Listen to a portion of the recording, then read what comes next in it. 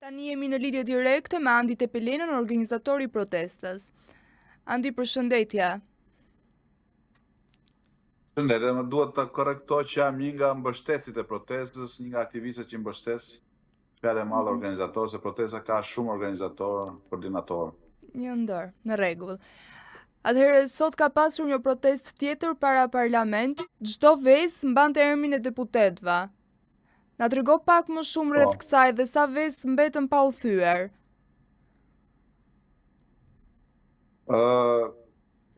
Nuk di të them se sot nuk gjindesha në protestë, nuk isha në protestën e parlamentit për arsye familjare.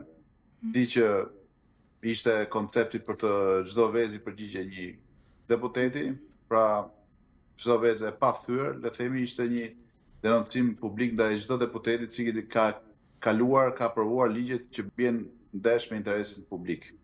Ky ka qenë koncepti bazë. Ligjet të cilët kanë shkaktuar një konflikt civil, apo pra ligjet të cilët kanë qenë në kundërshtim me interesin publik, për sa i përket pronave, ligji për investime strategjike, ligji për zonat e mbrojtura, kryesisht këto janë tre ligjet që ne kemi përfshirë tek 5 kërkesat e famshme të protestës. Por janë shumë ligje problematike të tjera që është projekt ligje për tokat bujqësore, shumë problematike. Është një arsye për ta delegitimuar këtë parlament. Ka ardhur momenti që ky parlament duhet të shpërndahet, nuk përfaqëson me interesin publik, interesin qytetar. Janë bërë shumë ligje në nxitime sipër pa u konsultuar me publikun, pa u konsultuar me grupet e interesit. Dhe kjo ka sjell atë që është një konflikt permanent midis interesit publik dhe këtij parlamenti. Mendohet ndonjë strategji tjetër veç vezëve? Po veza është produkt biologjik, nuk dëmton. Veza, mielli, uji, janë të gjitha simbolika, mund të jetë domatja, salca, bollet e kalbura të fermerëve që nuk gjen dot tregun, në tregun shqiptar nuk gjen dot hapësirë, të gjitha frutat biologjike apo perimet që derdhen në lumen, i derdhin fshatarët sepse nuk kanë mundësi t'i shesin në tregun shqiptar dhe nuk gjejnë mbështetje. Janë të gjitha simbolika që shërbejnë për treguar dhe kalbëzimin e klasës politike dhe parlamentit shqiptar. Por nuk dëmtojnë fizikisht, kjo është e rëndësishme, pra nuk është dhunë, janë objekte që kanë simbolikën e vet, por kaq. Që përveç vezëve nëse Unë kam hallë sa shumë vezë do na duhen për të njollosur të gjithë deputetët. Po shtrejtuar shumë veza, është bërë shumë e shtrenjtë, nuk kemi mundësi të përdorim gjithë këto vezë. Keni parë vezë sa kanë shkuar çmimet e vezëve, të ushqimeve, të bulmeteve të tjera. Nuk e përballojmë dot, mund të kalohet tek ato të kalbura që nuk shiten dot, tek uji. Ta veza është bërë shumë e shtrenjtë. Edhe jo vetëm vezat. Çdo gjë, karburanti është nga çmimet më të shtrenjta në gjithë rajonin. Dhe kjo ka efektin zinxhir në gjitha produktet e veta ushqimore e tjera. Domethënë çmimi i karburantit këtu ka kaluar në një nivel që prandaj nuk ka turizëm të brendshëm, po ta shikoni në Shqipëri. Shqiptarët lëvizin gjithmonë më pak sepse është karburanti një çmim stratosferik. Janë të gjitha këto shqetësime halle që i kanë mbledhur shqiptarët në protestë. Pasi Shkëndi ka shërbyer Zvërneci, por po ti pyesësh njerëzit janë aty për çmimet, për jetën për kostin e lartë ekonomike, për mirëqenien e rënduar, për lekun e vlerësuar etj. Pra kjo është shumë praktike, prek xhepin e qytetarëve. Atëherë ti si mbështetës i protestës, kemi hyrë në ditën e 51. Çfarë pritet të ndodhë? Kjo është një periudhë paksa e vështirë. Kemi hyrë në një periudhë vape, të nxehtë dhe qytetarë patjetër që kanë edhe ekzigjenca fiziologjike, por do vazhdoj rezistenca çdo ditë, nuk do ketë ndalim. Kush mendon se protesta do shkojë njerëzit me pushime gabohet. Do vazhdoj për të cilë mesazhe. Patjetër që mund ndryshohet pak formati, mund të jetë ndryshe. Për shembull personalisht kam këtë periudhë bëj shumë takime me njerëz interesuar, intelektual, grupe interesi për ta zgjeruar sa më shumë gamën e njerëzve të cilët përfshihen në protestë, dalë në media dhe prezenca fizike e përditshme, patjetër, që është një orë, nga ora 7:30 deri në orën 9. Rëndësi ka që njerëzit vinë të përdorë si rituali i përditshëm, sepse është e rëndësishme, por për te kësaj nuk është protesta vetëm prezenca fizike aty në shesh. Është shumë më gjerë, e themi, sepse njerëzit e bëjnë në mënyrën e vet protestën, është në ndërgjegjjen e njerëzve tashmë protesta. Në cilën pikë është protesta sot?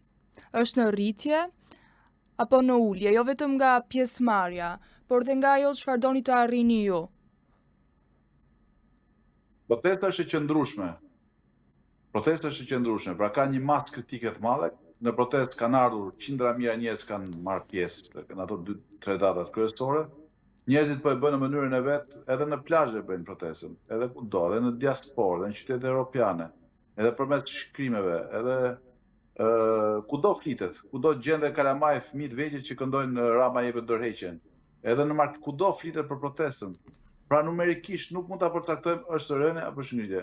Di që për protestën flasin të gjithë shqiptarët dhe ka një kjo frym anti-Ram, anti-qeveritare është tashmë dhe jo anti-qeveritare është edhe kundër klasës politike, do ta pranojmë. Pra protesta është në numra fizik mund të ketë pak ulje këtë periudhë për shkak të natyrës, verës, vapës, por për protestën flitet kudo. Kjo është e rëndësishme. Një përplasje u regjistruar në fundjavë me thirrjen e kuvendit të parë. Ju jeni distancuar dhe pse?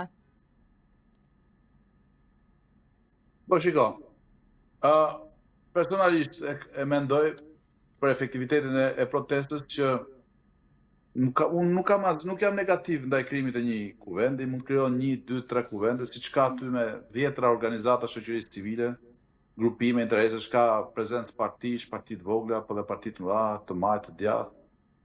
Nuk përbën kjo një problem shqetësim. Po, shqetësimi është kur merren në emër të protestës krijon subjekte ndryshme, siç mund të jetë kuvendi. Dhe këtë kemi sqaruar dhe me nismëtarët e kuvendit që kuvendi nuk mund të marrë përfaqësinë e protestës, sepse nuk është e mandatuar nga protestuesit dhe nuk ka marrë një dakordsi. Në këtë aspekt protesta është sheshi ku marrin pjesë njerëzit, ajo është protesta e vërtetë. Por sepse mblidhen intelektual, diskutojnë me tyre se si do jetë Shqipëria pas Ramës, se si mund të zhvillohet, fuqizohet protesta, dhe çfarë mund të sjellë kjo, s'ka përbën asgjë të keqe. Pra shërben si hambari desh për të rrahur ide dhe për të mobilizuar akoma më shumë njerëzit. Pra, unë nuk jam distancuar, thjesht kam mbajtur këtë rol që kam, jam prezent fizikisht në shesh, artikuloj në shesh, në media e tjerë. Por nuk më shqetëson krijimi një kuvendi në vetvete. Çfarë prisni nga vjeshta? Ka qenë qëndrimi ndërkombëtar ai që keni pritur? Qëndrimi ndërkombëtar,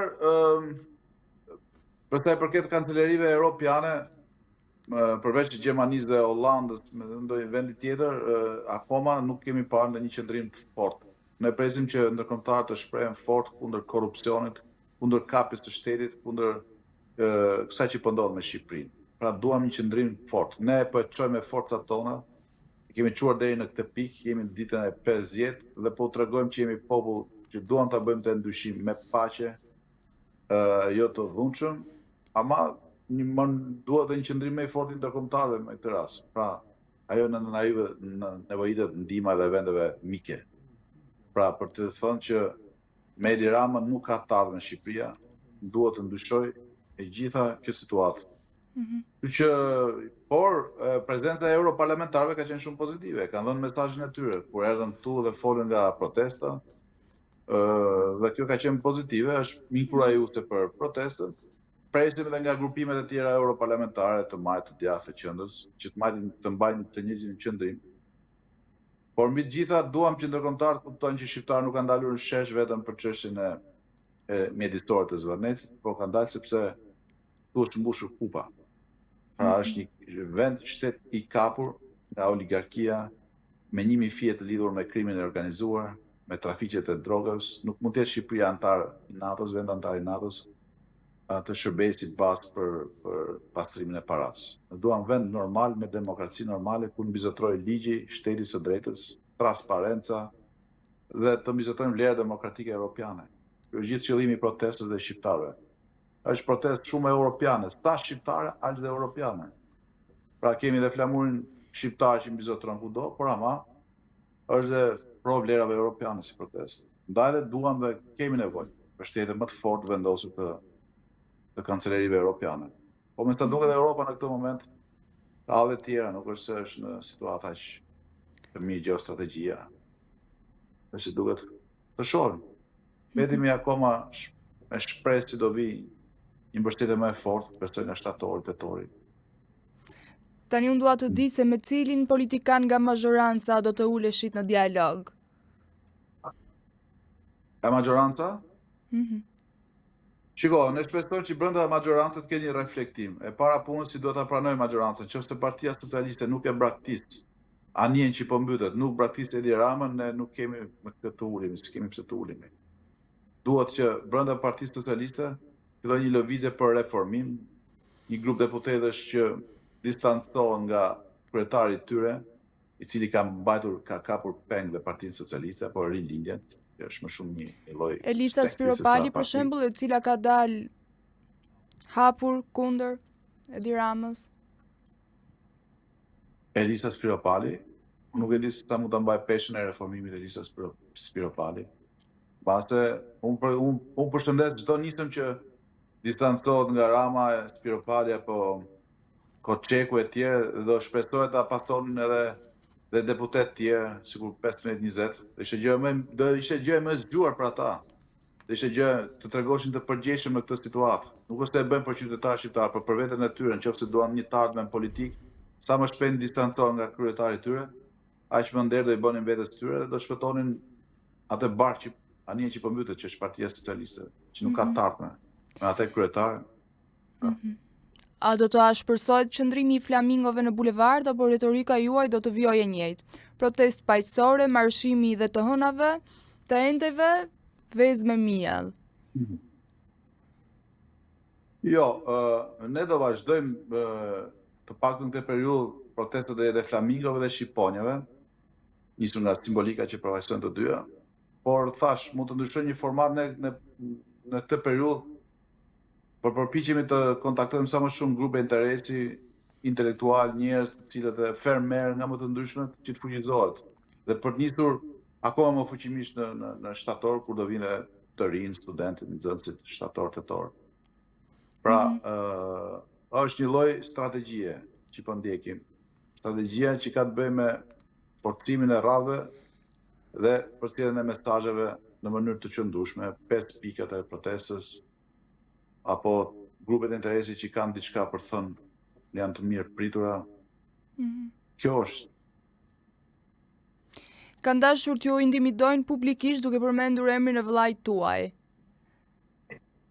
Çfarë ke për të thënë mbi këtë? Po nuk është vllai im ai, se kam sqaruar këtë dhe është thënë që diku që vllai im ambasador Ilir Tepelena, i nderuar Ilir Tepelena, por ai që e ka thënë është ka bërë një konfuzion, se nuk është një vlla. I vlla jeton në Itali, është teknik, nuk është një vlla ambasador shqiptar. Po nëse do të ishte? Çfarë diferencë do të përbënte? Pas një lloj diferencë, secili ka jetën e vet, ka bindjet e vet. Ai është Ilir Tepelena, në këtë rast është diplomat i nderuar, karriere, që ka shërbyer për Republikën e Shqipërisë, në Rumani, tash në Çekoslovaki, shërben kombit, vendit. Çfarë problemi ka? Nuk është një njeri i përfolur për korrupsion, për vjedhjet parave publike, tenderave e tjera. Do përbënte, se ndryshe nëse do bëjmë pisë të gjithë administratën shqiptare, të gjithë shqiptarët që shërbejnë në administratën shqiptare, nuk do ngjelte njëri që do i shërbente shtetit dhe edhe vendit në këtë rast. Mos merrem me biografistin kohën e Enverit, që ke vllajin apo djalit tezës tij apo djalit Hallës. Kjo është mentalitet komunist pastaj. Deputetja e Partisë Socialiste, zonja Mariana, ka qenë pjesë e protestës, ka mbështetur protestën. Keni pasur takime me të? Ose ndonjë dialog, bashkëbisedim? Mariana Koçeku? Po. Jo, personalisht nuk kam pasur ndonjë kontakt. E kam ndjekur, e përshëndes distancimin që ka bërë nga kryetari dhe Partia Socialiste, besoj se është vendimi i dur në këtë moment. Me sa duket ka reflektuar, por ajo e ka mbështetur në mënyrën e vet, bën betejën e vet në parlament. Kudo. Secili bën betejën e vet në këtë histori. Nuk ka një strategji midis protestuesve apo ndonjë deputeti caktuar, që mund të jetë Elisa apo. Pra secili jemi në një llogore tashmë. Por thash, edhe partitë e vogla që janë shesh, dhe ata bëjnë pjesën e tyre. Janë shesh me njerëzit e tyre, strukturat e tyre. Kjo nuk është protestë përjashtuese, është inkluzive. Nuk kemi asnjë dallim, nuk bëjmë asnjë diferencë. Po çeku apo kushdo tjetër. Aktualisht po zhvillohet parlamenti ku ka debata. Si mendoni se do përfundoj ky sesion me zgjidhje? Me zgjidhje për ligje të caktuara apo? Ligjet ato do t'i kalojnë, nëse ka ndërmend t'i kalojnë, do t'i kalojnë, se nuk është se do, siç kanë bërë gjithë ligje që janë ligje që janë në dëm të interesit qytetar dhe kombëtar. Por ama ato kanë një kosto politike.